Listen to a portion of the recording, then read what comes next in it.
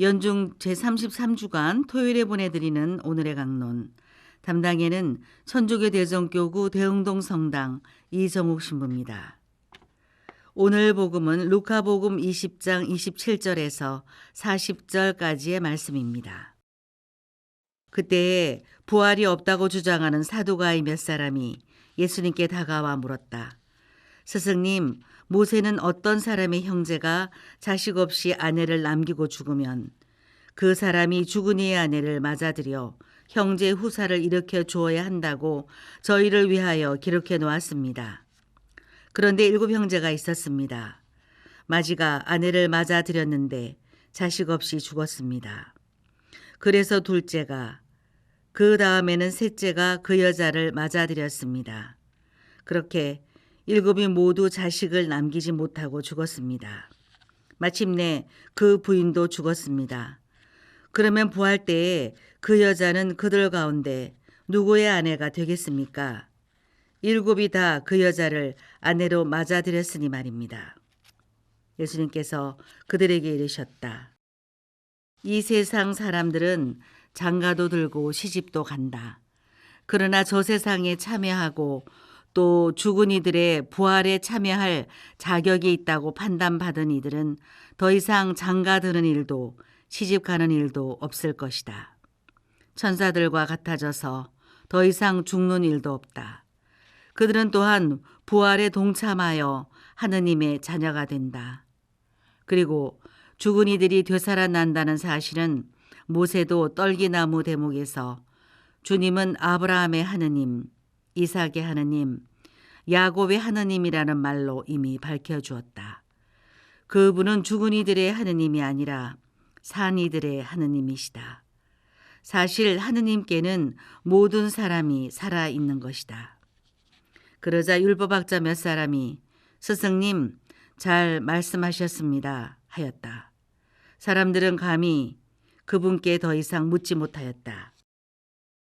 대전 카톨릭 평화방송 애청자 여러분 안녕하십니까?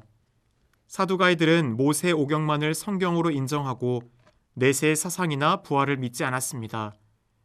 사두가이들은 부활에 대하여 반박하기 위해 신명기 25장 5절 이하의 후손에 대한 규정을 근거로 한 여자가 차례차례 7 형제와 결혼했을 경우 만일 죽은 자의 부활이 있다고 한다면 부활 후에 그 여자는 누구의 아내가 되겠냐는 질문을 합니다. 우리가 지금 듣기에는 이상하게 들릴지 모르나 그 당시 유다인들은 타 종족과의 혼혈을 막기 위해 또 가족의 명칭을 보존하고 가족의 재산이 가족 안에서 남게 하기 위한 수단으로 여러 형제가 한 집에 동거하였습니다.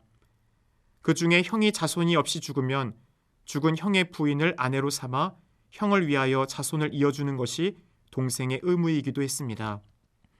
사두가이들은 이러한 그들의 풍속을 과장해서 부활의 개념을 희화화하려고 합니다.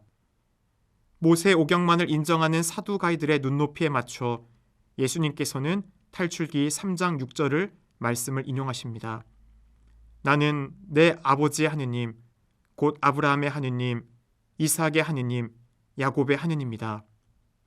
이 말씀은 부활의 삶은 확실히 있으며 전혀 새로운 차원으로 넘어가는 것임을 설명하십니다.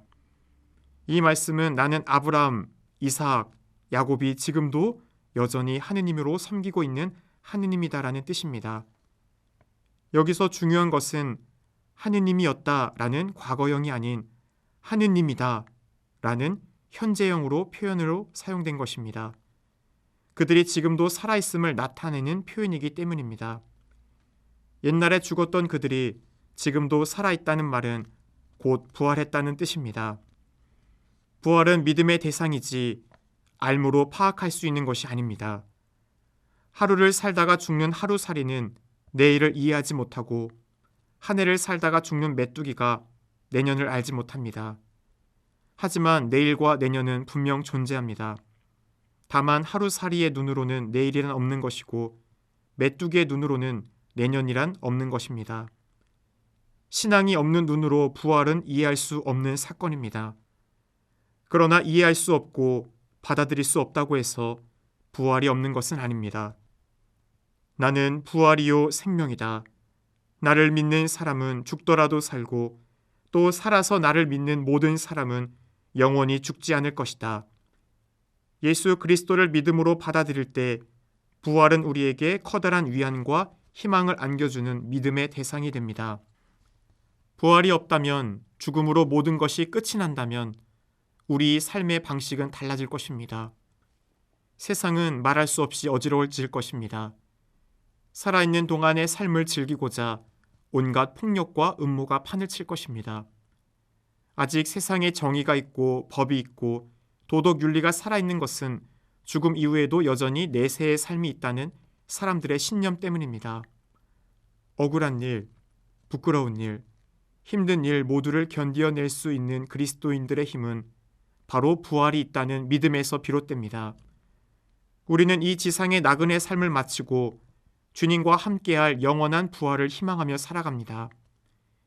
이에 대해 사도 바오로는 코린토 2장 9절에서 말하기를 어떠한 눈도 본 적이 없고 어떠한 귀도 들은 적이 없으며 사람의 마음에도 떠오른 적이 없는 것들을 하느님께서는 당신을 사랑하는 이들을 위하여 마련해 두셨다라고 했습니다.